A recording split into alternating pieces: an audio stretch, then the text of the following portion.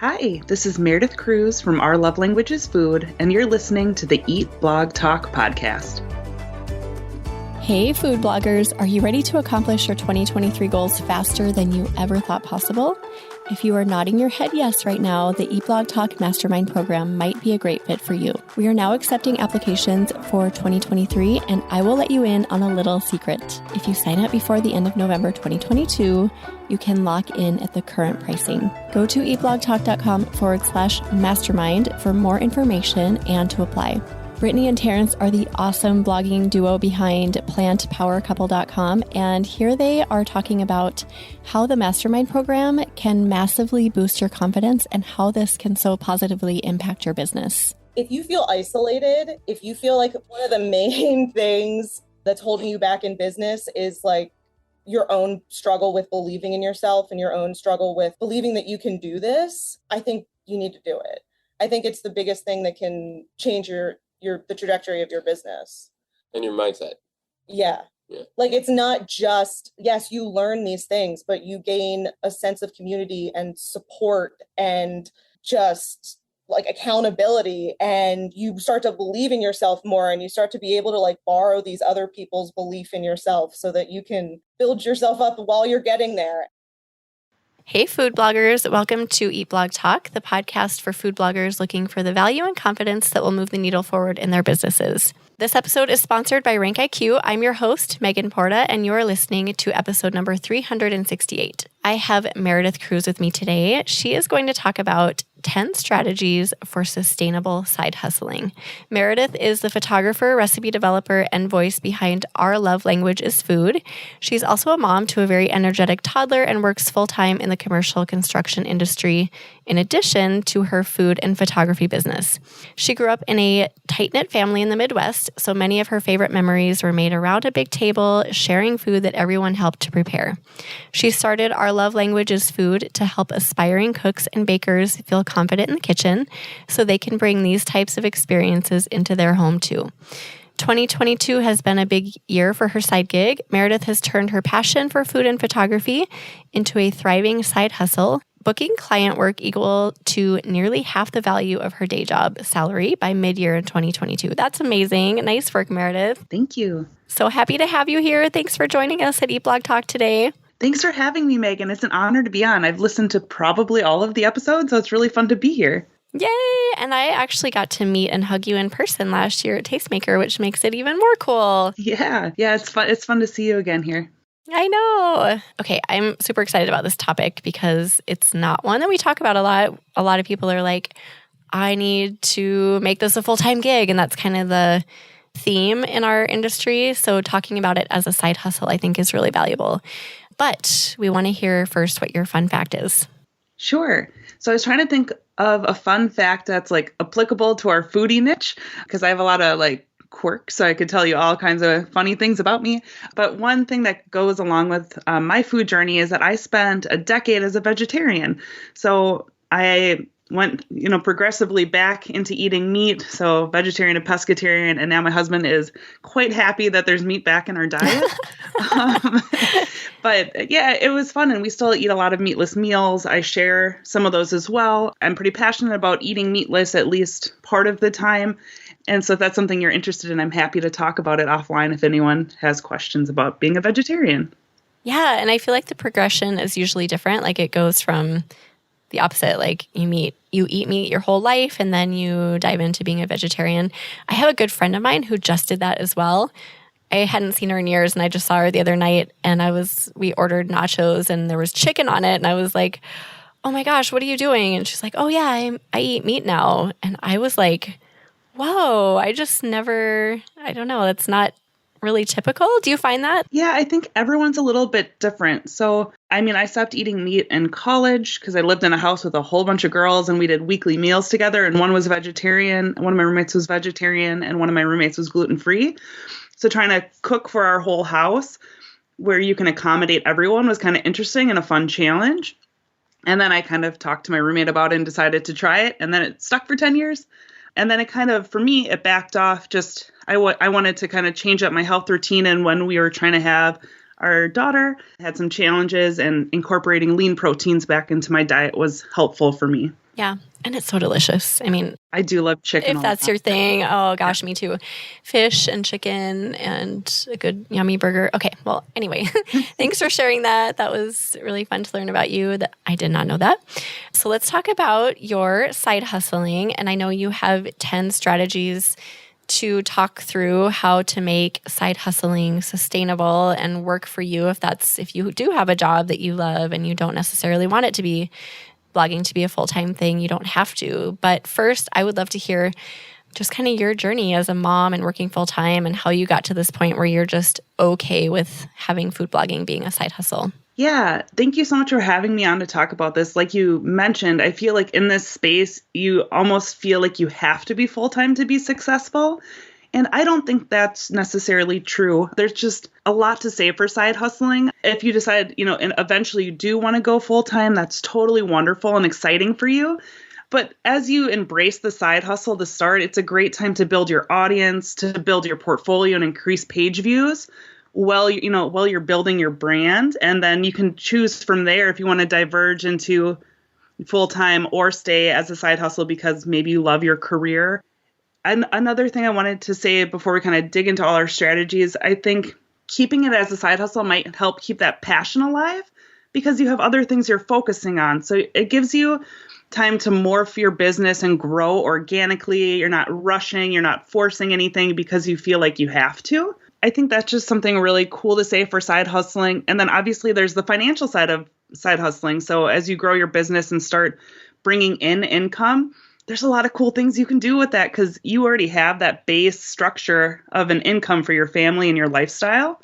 So this can be, side hustling can be a wonderful way to build savings or pay off your debt. That's something my husband and I are very passionate about. Or having fun money for you and your family so you can plan trips and do really fun things. Or using the money you're making to reinvest in your business and take courses or join masterminds or go to Tastemaker because you have, your baseline again of income. So you can use this for like bigger ticket items. Yeah, those are great points. I think the point you made about removing pressure is huge too, because we all feel that. Even if we are an established blog, from season to season, it can vary so much with like what revenue you're bringing in and your traffic. And then a core update comes along and you're like, oh my gosh, like it doesn't matter what stage you're in, the pressure is always there. So I love your case. Like if you've got a reliable job outside of this, then the pressure is not as heavy.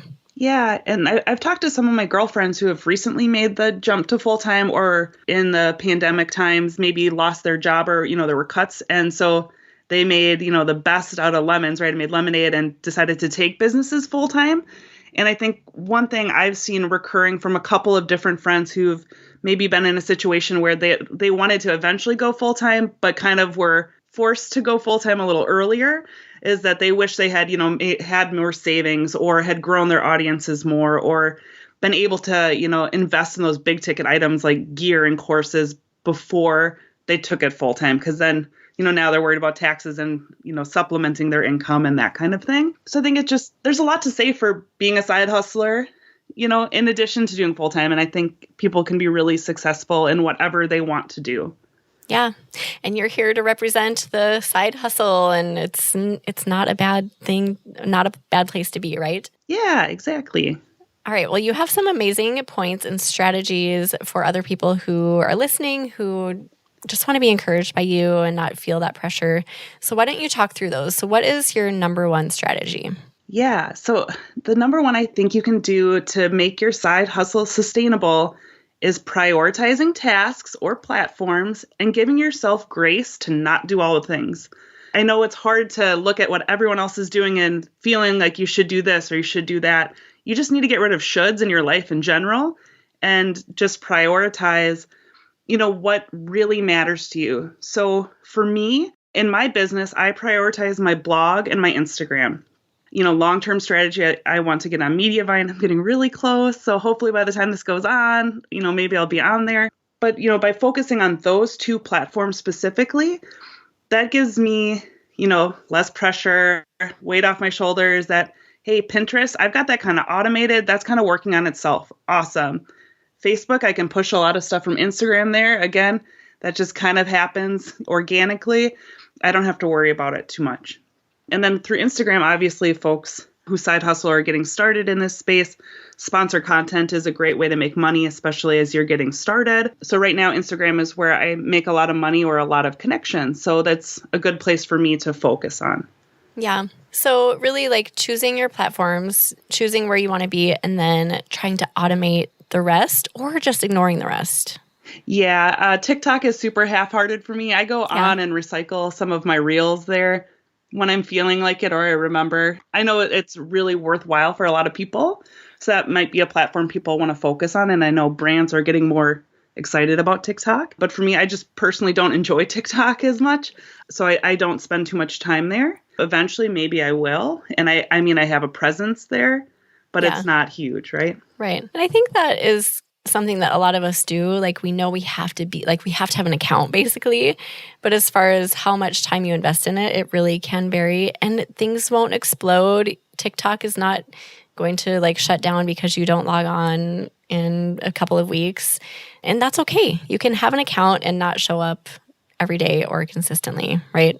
Right. Well, and you'll find where your people are. So, some people have their community on Facebook. So that's, if that's where your community is, that's where you should spend your time. For me, I've made a lot of friends.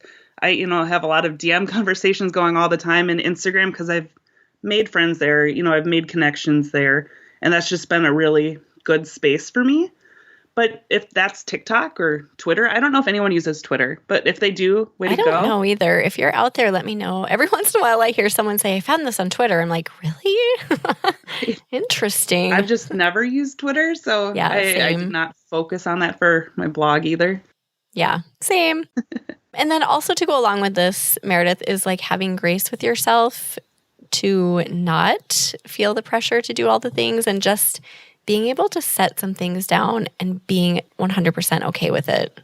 Yeah. And I think especially as you're getting started, I know you might have more new bloggers or, newer people into the foodie space listening. It's really hard to not feel like you have to do all the things when you get started because, you want to be up to snuff with everybody else. But everyone else has their own journeys, and we'll talk about that later.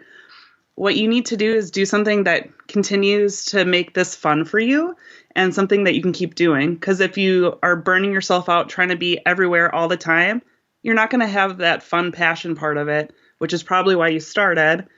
And that's going to come through in your content too. Like if you're just trying to push out all this content, unless you're magic and you don't need sleep, like it's going to show up in your content too, that it's rushed or that you can tell when people aren't feeling creative, right? And eventually that catches up with you and not just shining through in your content, but like showing up for you, like you burn out and then you want to quit and then you leave your blog or you leave a platform. So yeah, just kind of avoiding that altogether, that whole mess. Yeah, exactly. All right. Tell us what strategy number 2 is. Sure. Setting realistic goals. So this goes along with your priorities. So once you've figured out your priorities, giving yourself realistic goals that you can hit so you feel accomplished is huge. So for me, my realistic goal is to publish 1 new blog post every week.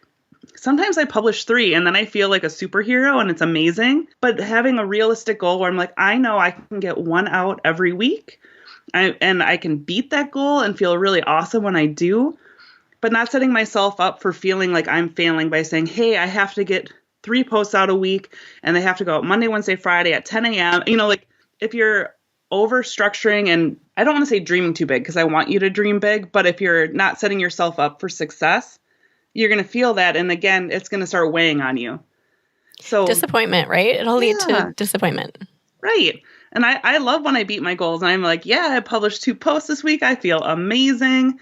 Yeah. And it's just, you can set yourself up to win by setting goals that are achievable and bite-sized and fit into what your life is now. Yeah, I think that's so smart. That goes along with one of my favorite books ever that I talk about all the time, Atomic Habits. And he talks about that. Like if you're going to create a new habit and set yourself up for success, you need to find the bare minimum thing that you can accomplish regularly and do that. And then that's like you've met your goal. And if you, what you were saying about on the weeks when you can do 3, you're like, oh my gosh, I'm a rock star. Amazing. But that's like above and beyond. That's like icing on the cake. But if you can do your bare minimum goals all the time, then you're successful. Yeah, exactly. And there's no, written method to having the best blog ever, right? So no one's telling you have to publish 7 recipes a week. Like everyone's going to grow in their own time. Everyone's audience is different. So you're going to reach your big, awesome dream end goal when you're meant to, right? And if you can beat your goals along the way and feel accomplished and positive and excited, that's going to shine through and you're going to have more fun doing it. And if you're having fun, you're more likely to stick with it. Oh, I love that. And if you never can even reach the goals you set for yourself, then you're never going to feel accomplished. Yeah. So I think why, really focusing on what is realistic for me is really important. And I think when I started, I way overextended myself, set myself up not to fail, but not to meet my goals. And that didn't feel good. So if you can actually take the time to sit with yourself and write out what you know you can do, you can add more in and you can beat those goals as you go. Yeah. And do you feel like sometimes that just requires time, like just experiencing it and then tweaking as you go? Yeah, I think so. And, it's great to reassess. I know some people will do quarterly check-ins or, at the end of each week. I think you have a weekly checklist that you have for yourself. Check in, did you meet your goals? And if you're seeing every week you don't hit this one goal, you need to actually have a, real, come to Jesus with yourself. Like, is this really a priority, right? Are we not prioritizing this? And is it really a goal still, right? Right. Why is this on my list every week, month after month? Yeah. And if it's not a priority, take it off. You don't need to look at that checkbox. That's fine. Yes, Meredith just gave you permission to remove it if it's a consistent, recurring, unmet goal. Okay, that is an awesome one. I love that. So what is strategy number 3?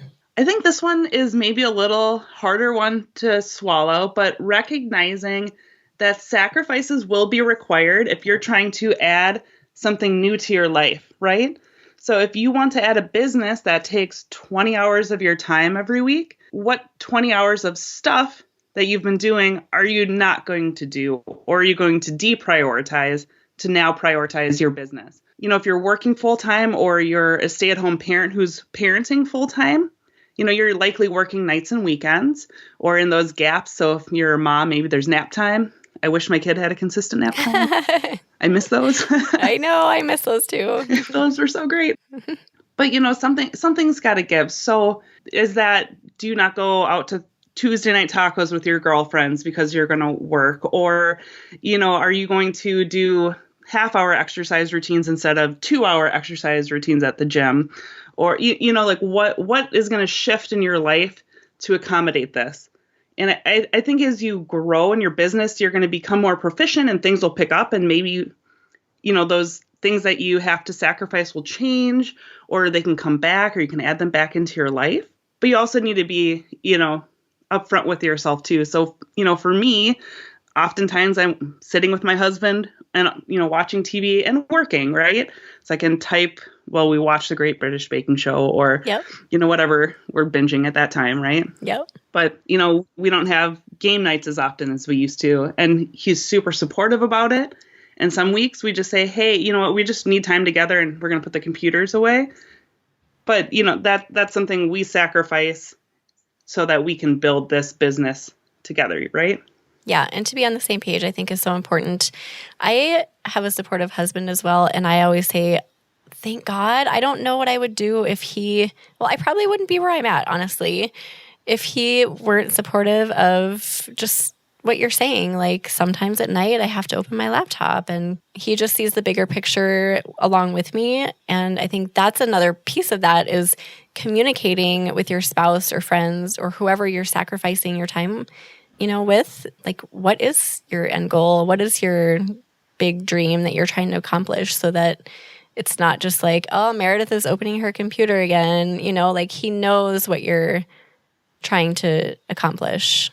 Yeah, that's an awesome point. I think communicating with your friends and family is so, so important, especially when you're getting started too. Like, and people are like, oh, how's your cute little blog doing? Yeah. Right.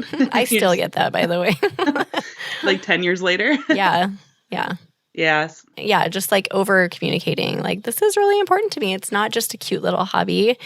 I'm trying to meet my Mediavine numbers, like being really specific with your goals too and like what that means. So yeah, anything else about that before we move on to point number 4? No, I think we hit that one pretty well. And it's just recognizing that, things will shift as you build your business. Yep. Okay. What is strategy number 4?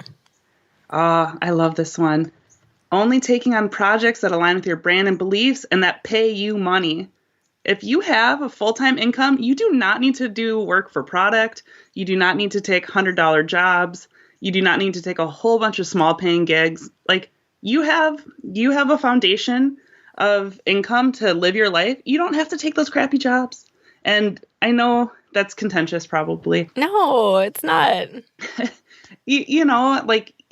I don't think anyone should work for product. I mean, there's some, debate on that. And, maybe if it's your dream brand or whatever, everyone has their priorities on that.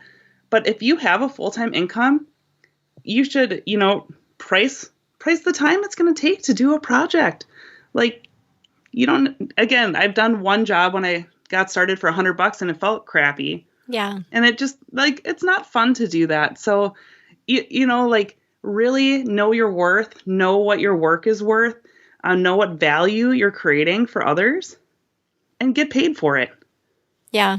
And that goes back to the pressure. When you have another job, you don't have to. Like you said, you have the money baseline and you've got the confidence, like either take me or leave me, right? So people don't need to bargain with you because you're like, nope, I'm worth this and I don't need to work for free. So yeah.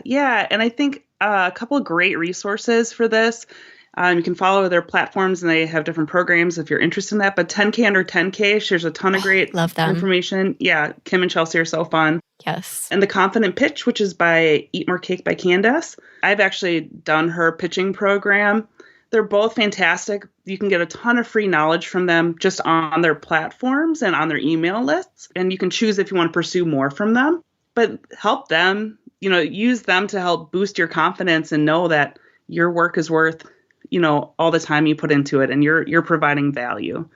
And I think that's something that's really cool with the side hustle is because it can empower you to say no more easily. I guess I say no pretty easily anyway, but yeah, others don't. And I know there's a lot of pressure to make more, get more, build your portfolio, whatever, but it's going to happen. You will land the brands that are aligned with you. Don't take the low paying gigs because you feel like you have to, because you don't have to. Yeah. And this kind of ties in with point number 1. Mm-hmm. It goes back to like, if you don't want to do something, if you're not feeling a certain platform or tool or course or whatever everyone else is telling you need to be doing, you don't need to. You don't have to do anything. You can set your own, determine your own life and path and just say no to the things that don't align. And you can have an extremely successful business without doing sponsored content.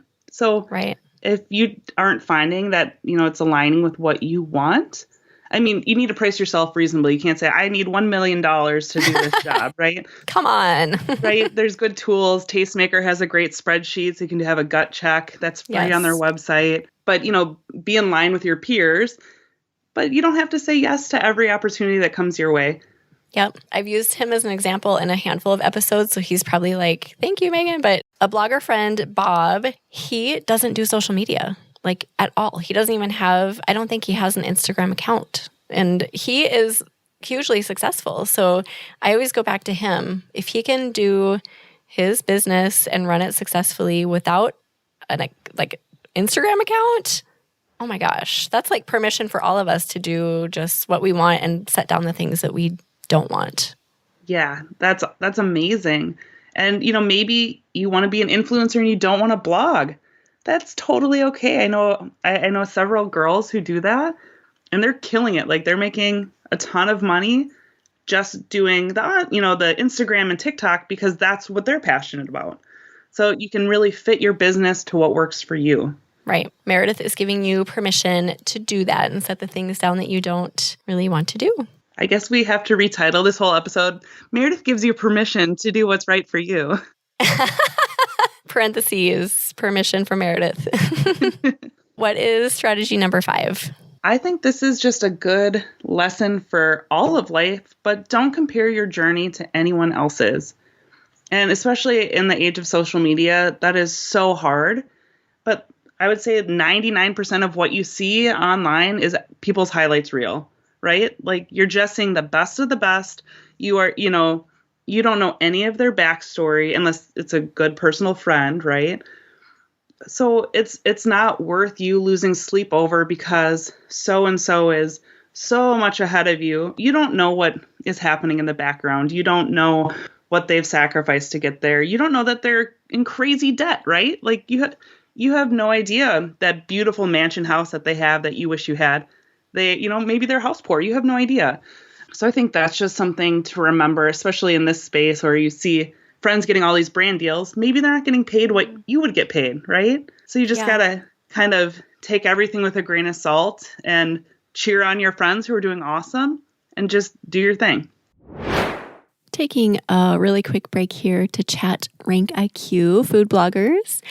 I just logged into Google Analytics and I took a few minutes to evaluate my top 200 URLs on my food blog from the past year. Here's the traffic I've gotten to my blog from new posts that I've published that came from keywords inside Rank IQ and that were also run through the Rank IQ optimizer. From the top 200 in one calendar year, my blog received 679,139 page views. Most of those posts were non-recipe posts that supported and lifted up my existing content. If you have a largish bank of quality recipe content on your blog, I would say anywhere over 100 recipes or so, this is a great strategy for getting a bunch of traffic quickly while also lifting up your existing recipes and sending the signal to the Google gods that you are a credible resource for the categories you write about. Go to rankiq.com to get started so you can kick off the new year with a plan. Now back to the episode.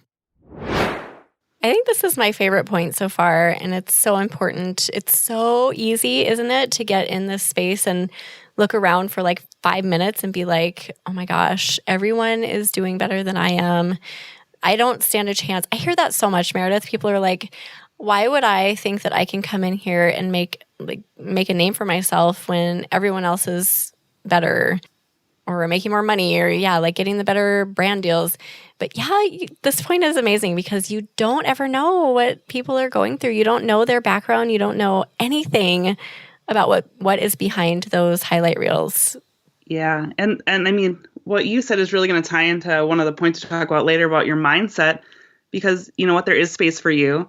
There is abundance, there's enough room for everyone, and we'll come back there. But again, you can't compare yourself to what you see on somebody else. Yeah. And I think kind of a fun resource for this, for any book people out there, Love Your Life, Not Theirs by Meredith Kruse is a really relatable book. She's part of the Dave Ramsey family. So if you're into like nerdy budgeting stuff, she is actually his daughter. I find her more relatable, and he's kind of a brash person, but she's very nice. Yeah. And her book is very relatable, and it specifically talks about this. Like you don't need to keep up with the Joneses to have a wonderful and amazing and, beautiful life. And in fact, if you don't keep up with the Joneses, your life is more beautiful. I'll make that statement. I believe that, like, if you can keep your eyes in your own lane, like, everything becomes more beautiful, in my opinion. Yeah, I agree. Love that point. Okay, what is strategy number 6? Sure. Work efficiently. So I'm an engineer by trade. You and I have had some coaching sessions together where you're like, wow, you're kind of freaky organized. That's just how my brain works. But I think remembering, and this is something you learn as you go too, but every single recipe and piece of content you make can be used in multiple ways. So if let's say you're making a pasta dish that you're shooting for your blog, you can get stills of that. Make sure you have your phone set up to capture some video. Take 10 minutes at the end to do a cute Scoopy picture, whatever you have on your TikTok or Reels or your platform. And then you can use that same one recipe for like 10 different things. So just making your content work for you and just remembering to do that is just going to help you, again, feel less stress, less pressure, because you have this content. Yeah, you have to edit it and, get it all set up, but at least you have it captured, right? And then you're really making the most out of that one session. And would you say that this is something you can kind of tweak as you go, because you don't necessarily know like, oh, I want this angle for TikTok or this for Reels? It's like something that evolves. Oh, totally. And I still forget to set up my phone sometimes. And I'm like, shucks, can't believe I missed that one. Yeah. Or like if I feel like I'm rushing because I'm trying to fit something in at, an unpredictable nap time. And I'm just like, oh, she's starving. I gotta go. Yeah. Sometimes I forget, and that's fine. But I would try to work really hard to make each time I take be the most effective it can be. Yeah. Efficiency, I feel like, is everything in this business. And it's a constant process for me. I miss things all the time too, where I'm like, oh, that was the best opportunity to get that or whatever. And it's never perfect, but it's like this ongoing goals, #goals, right? Oh, totally. Yeah. And some people really focus on time blocking. And if that helps you work efficiently, amazing. There's a lot of cool resources to teach you how to time block. I sort of get it, and I kind of do it, but that's not necessarily how my brain works. So whatever process that makes sense for you to, add more efficiency into your blogging or your side hustle, do it, and try it. And if it doesn't work, you can shift it. Yeah. Batching too is a huge one for me. I get so much done batching. I know that's not for everyone. It doesn't work for a lot of people's brains, but that's something to try. I always say at least try it, because if it works for you, oh my gosh, the power in batching is insane. Can I ask what you usually batch that's helpful for you? Yeah. So right now I'm not cooking a lot, but when I was cooking a lot, I was batching. I would have these massive baking days where I would bring in a videographer. She would film my recipe video content, and we'd kick it out. We'd start at 7 or 8 a.m. and just work until the sun went down, and we would get so much done. I would do my photography all on those days, kitchen cleanup, everything got done that was related to cooking, photography, video, or filming. And then the rest of the time she would work on editing, and I would batch my photos. So I would just spend a whole day going through my photos.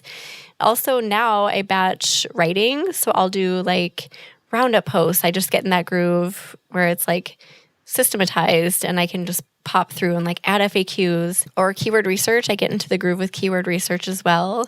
Podcasts. So today I have 5 podcast episodes that I'm recording back to back to back to back to back. Oh my goodness. So that's so efficient for me because I'm in the groove. I'm talking to people. I'm feeling social. My conversation skills are great. But if I put these Monday, Tuesday, Wednesday, Thursday, Friday, I'd have to find that groove for each episode. So at the end of today, I'm going to be exhausted, but it's so worth it for me to just have it all done.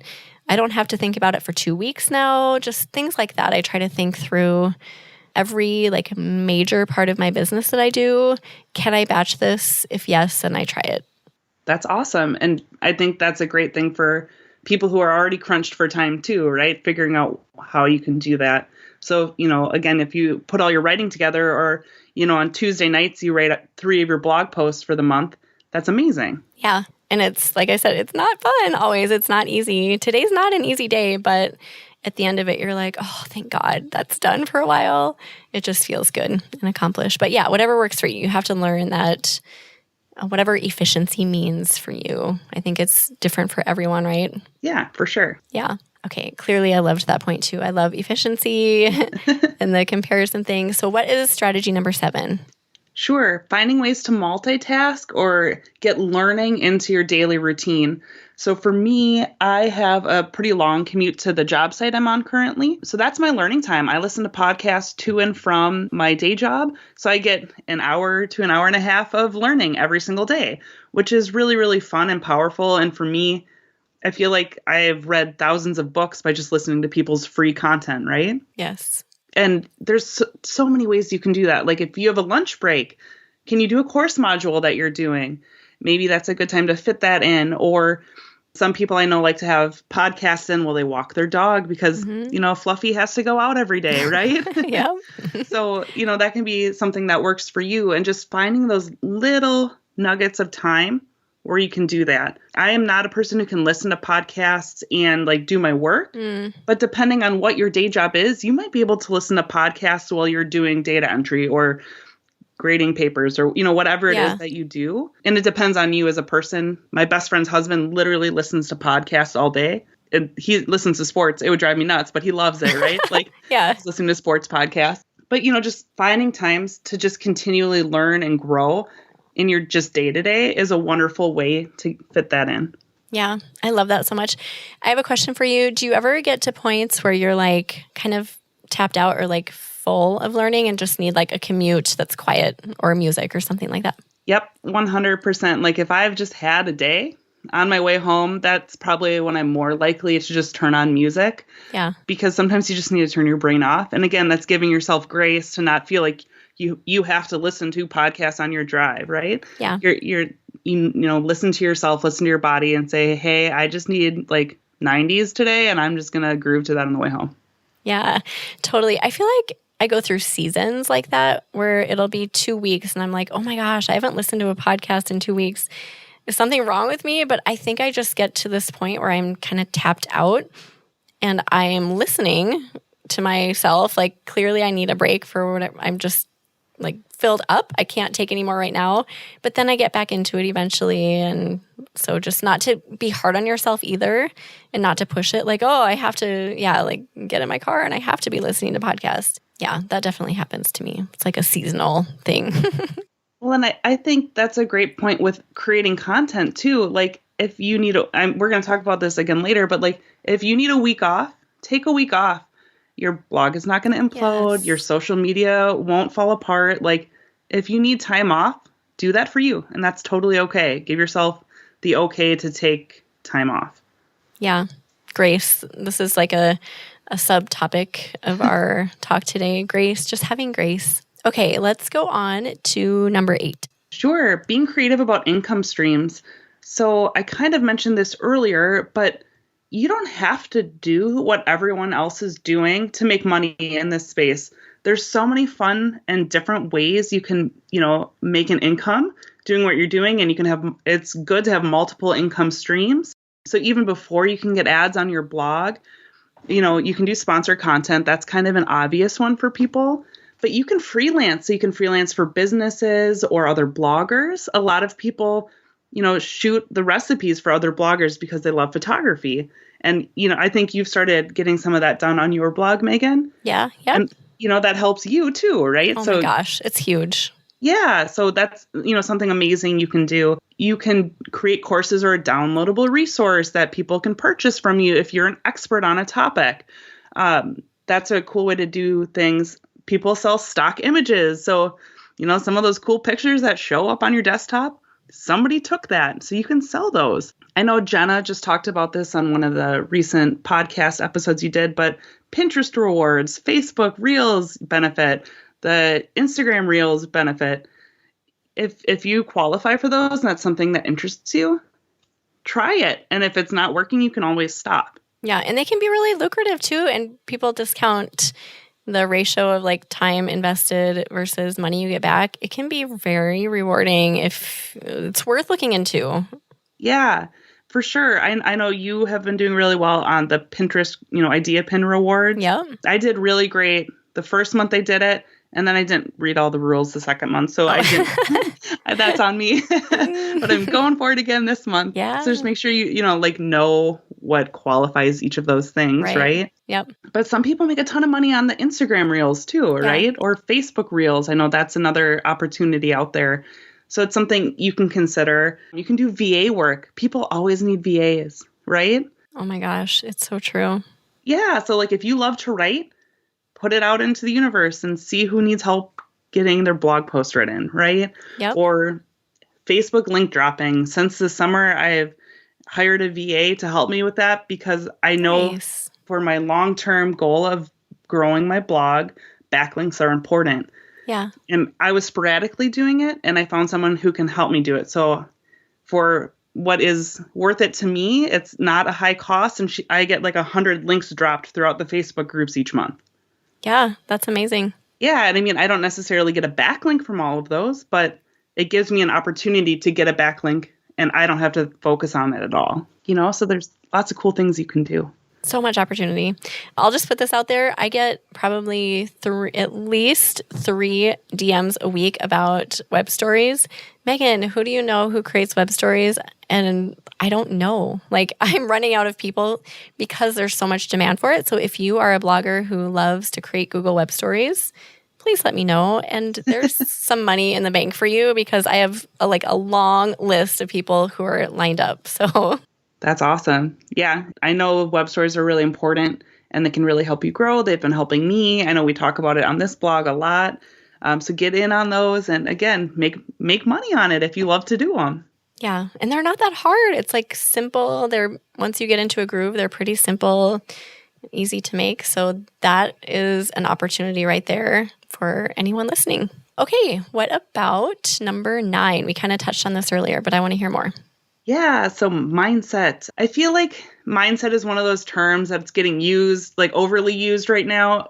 So in construction, greenwashing was a thing. So you're building things in an environmental way. And it just kind of got used for marketing, or you see labels on foods, right, that you sometimes don't make sense. But I want to talk about mindset in a way that makes it personal to you, right? So really taking the time to know if you are maybe being negative or you have a lack mindset. So we talked about that earlier, there's no space for me here.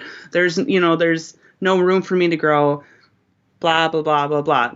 You don't need that in your life. Let's get rid of it, so you can work on some of that because there's so much abundance out there and you can attract more and better things for yourself if you put your mind in a good space. And I know you've done a series with Lauren Runyon. She also has a podcast. That's a resource I wanted to mention, Align and Expand podcast. Great podcast. Love it. Amazing. It's so good. And there's 2 episodes on there. There's affirmations for goals and success. I have used that. I use it all the time. The money one. Yes, the money one and too. the money affirmations for wealth and abundance. Yep. Literally listen to those as you're falling asleep. Listen to them as you drive. Find new mantras or phrases that really resonate with you. And if you're hearing them and believing them and starting to really feel it, those things will come to you. And those are free. You can just go get those on Spotify or Apple Podcasts or wherever you listen to your podcast. Words are so powerful, and thoughts too, both of them. Your words and your thoughts create your reality. So if you are just do an audit of what your thoughts and your words are for a day. And I think a lot of us would be surprised at what we say and what we think about ourselves and our businesses. And if it's negative, like you said, Meredith, change it. If you need to do the affirmations thing or write your own scripts, just know that what you're saying is going to come true. So I love this one. It's a huge something that I talk about a lot, as you probably know. Just people disregard this one too. Oh, I need to work on keyword research and SEO, and they get all of those ducks lined up, but then they discount what they're actually saying about themselves and their businesses, right? Yeah. Yep. And then they don't understand why they're not calling in all this good stuff. It's because you're putting out all this bad stuff, right? Yeah. So, open up your world to good things by really taking the time to get your head in a good spot. And under this bullet point in the next one, I just wrote therapy with an exclamation point. Yes. I'm a huge advocate for therapy. People don't talk about it. I know it's kind of, a controversial topic in some circles, but if you need help, seek help, right?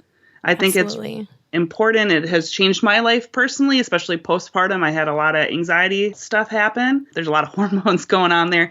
But therapy has been life-changing for me, and I know for a lot of people.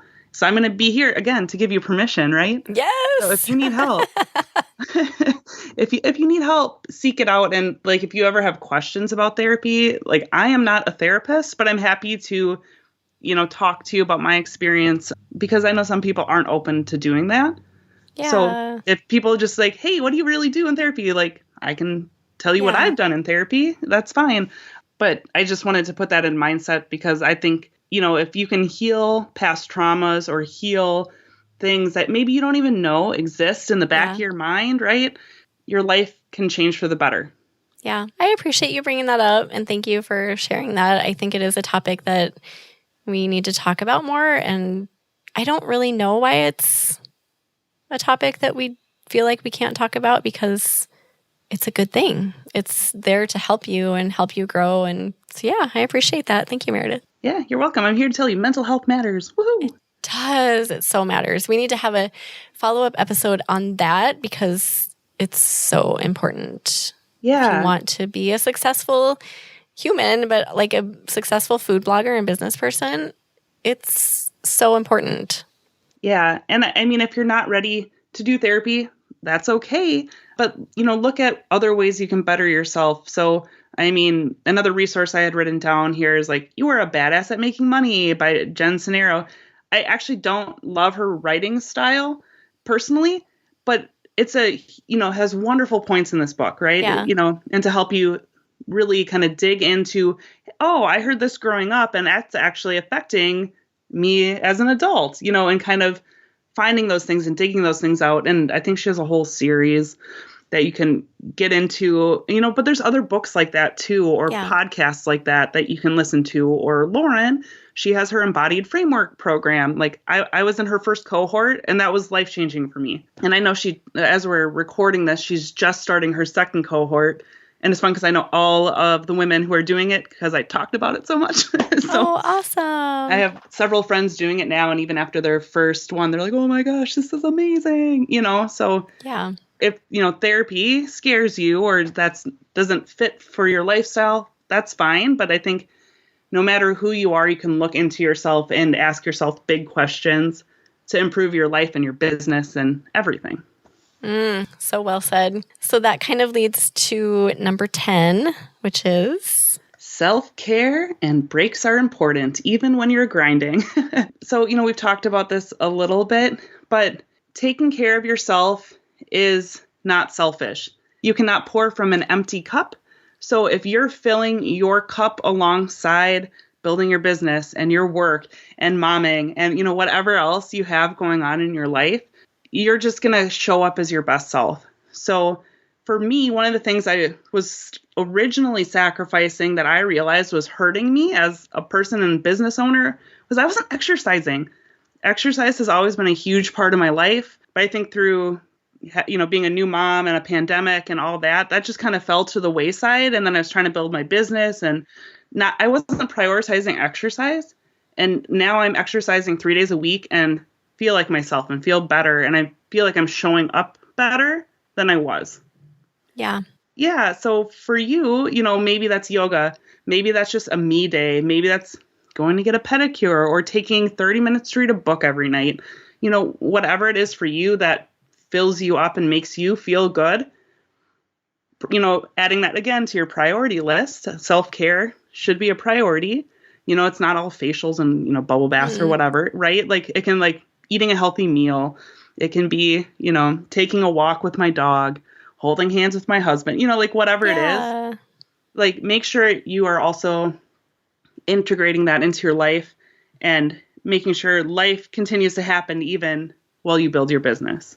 Another important message of mine that I like to share too. Yeah. And I always note it. Do you notice this too? Like if you falter with some of your self-care things that are really important that you start noticing, like it'll show up as, for me, as like anxiety, or like I'll start to feel that burnout coming on, or like just bad things start to like bubble up a little bit. 100%. And I think that's what was happening with me when I wasn't getting into do like a harder exercise. And I like to do heavy lifting. I'm not like a bodybuilder by any means, but like I like to lift heavy stuff because it makes me feel I love it awesome, too. right? Yep. And I'm now doing that 3 days a week versus doing yoga, once or twice a week. So I'm just getting a lot more movement and for me, it's just, higher impact. And that's just making me feel awesome and excited and less grumpy and more tolerable to be around. Right? Right. Yep. That's another signal for me is like, why am I so irritable? And then I think, oh yeah, I haven't worked out yet this week. I need to do that. So it's good to know like what your signs are, your little signals that is like you trying to communicate with you. Like, okay, Megan, start doing those things that you know you need to be doing. Yeah. So, and kind of with the last point and this point, just being self-aware, right? That's going to help you be your best self. And grow, and it's also going to help you build your business, right? So understanding how like what you're sharing is helping people or, coming off to the world, being self-aware is just going to help you. Yeah. Have you read, since you like consuming stuff so much, have you read Gary Vaynerchuk's new book, 12 and a Half? Ooh, I haven't yet. Okay. I think you'll really like it because he talks about a lot of the things that you talked about today, like self-awareness, just like the elements of business that you wouldn't think of as elements, like gratitude, like self-care and all of that. So it's really good. I'm going to definitely check that out. It's very new, I would say within the past 6 months or so. But yeah, there we go. Okay, Meredith, thank you. Is there anything as we wrap up like that we've forgotten on any of your strategies that you want to mention? I think just like to wrap it up, I know when you're building a business, especially when you're doing it on the side, it just feels like you always have to do all these things. And I think the main point is you don't. You can have a, thriving, successful, amazing business by prioritizing, setting realistic goals, and being aware of how it's affecting your life and how it's fitting into your life, because it shouldn't take over, right? And that's the balancing act we're all trying to perfect, right? So just trying to find the balance and grace to know that it's going to be good. You're doing awesome. And apparently I've given you permission to do lots of things today. So that's what I'm going to end with. To say goodbye to a lot of things and add a lot of good things, right? Yeah, exactly. Well, thank you. This has been so fun, Meredith. I've loved connecting with you in this way. Thank you so much for sharing all of your value today. We appreciate you. Well, thank you so much for having me on. It's an honor to be here. Oh, loved our chat. Okay, do you have a favorite quote or words of inspiration to leave us with? I do. It is, happiness cannot be traveled to, owned, earned, worn, or consumed. Happiness is the spiritual experience of living every minute with love, grace, and gratitude. And that's from Dennis Waitley. Oh my gosh, I love that. I need to listen to that again. That was amazing. Great way to end. Thank you so, so much. We'll put together a show notes page for you, Meredith. So if anyone wants to look at those, you can go to eatblogtalk.com/our love language is food. And we'll put all of those amazing resources that you mentioned. I know you have lots of stuff that you like to listen to and read, so we'll put all of those in there as well. Okay, remind everyone where they can find you online, social media, etc. Sure. So you can find me at ourlovelanguageisfood.com. That's my blog. And then on Instagram, Facebook, and Pinterest at Our Love Language is Food. I hang out on Instagram the most. I will open up my DMs to you because I am 1000% the person, if I like a podcast episode, will send a DM and say, oh my gosh, I loved hearing, what you had to share. So if you want to slip into my DMs, come say, hey, I would love to chat with you. Awesome. Thanks again, Meredith. And thank you for listening today, Food Bloggers. I will see you in the next episode. Thank you so much for listening to this episode of Eat Blog Talk. If you enjoyed this episode, I'd be so grateful if you posted it to your social media feed and stories. I will see you next time.